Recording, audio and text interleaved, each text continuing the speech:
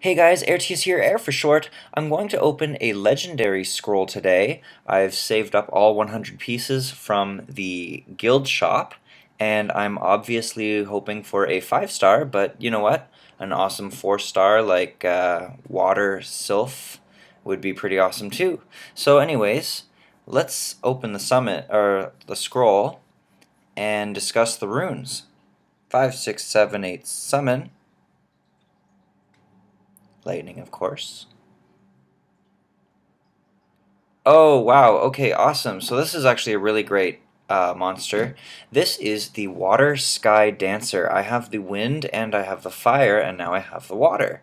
So she is a support type monster, and her skills are Graceful Touch, attacks with a graceful touch and possesses the enemy with a 30% chance to increase the enemy's chances of missing for 2 turns. So 30% is not very high.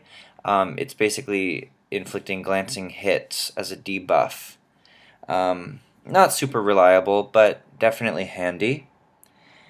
And then we've got Blade Fan. Throws a sharp blade fan to attack 3 times and removes beneficial effects with a 50% chance for each attack.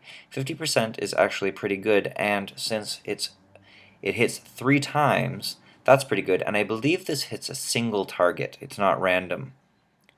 And then thirdly here, Dance of Mirage recovers the ally with a mysterious dance and extends the time of beneficial effects and shortens the time of harmful effects. The recovery power is in proportion to the attack power. So the more attack power she has, the more this is going to heal. And this is actually a really awesome skill to pair up with monsters that have obviously buffing effects.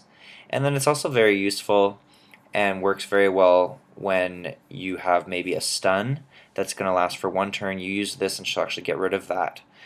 I'm wondering now what she actually ends up with when she's awakened, because she already has 3 skills, and I don't think she gets a leadership ability. Where'd she go? Look for the new sign. Look for the new. Why can't I see her? Oh, there we go. So when she's awakened, oh, it increases her resistance by 25%, so that's really awesome. She gets a 25% boost in resistance, so, I mean, you can aim for about 100% resistance for her because she is a support type and you basically want her to survive. Now, the trick with this monster is her 3rd skill is based on attack power, and then this skill needs accuracy as well as this skill. So, you're looking at some fatal runes and focus runes with this monster.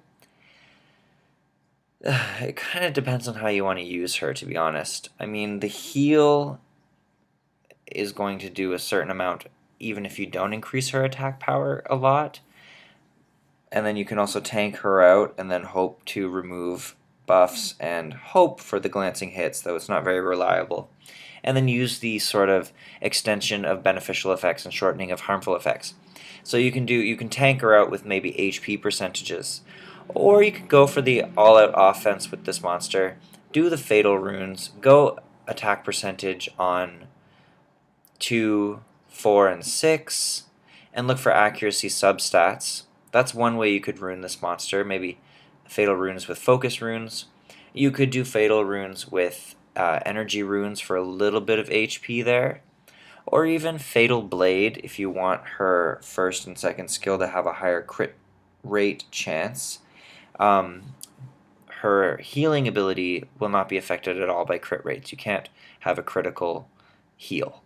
So basically, that's why I would say Fatal Runes instead of Rage Runes with this monster.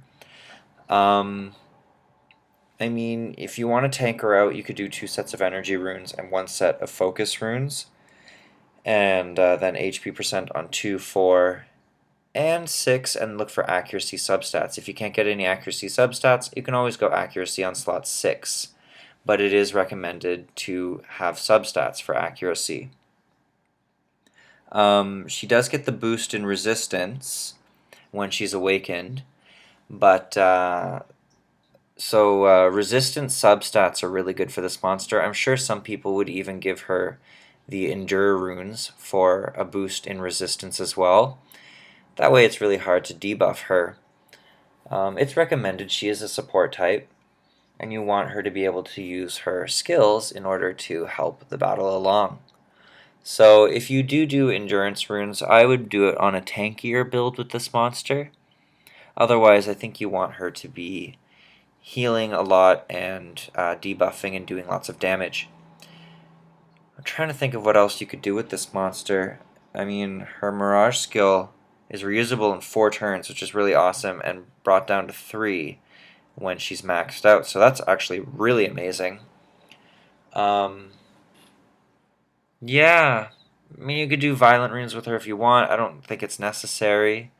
You could do Speed on slot too if you want to make her a little bit faster. It does help with support monsters to have a little bit of speed, but otherwise, yeah, those are my rune suggestions. Feel free to leave any suggestions of your own in the comment section below if I didn't suggest something that you think might work. Till next time, peace.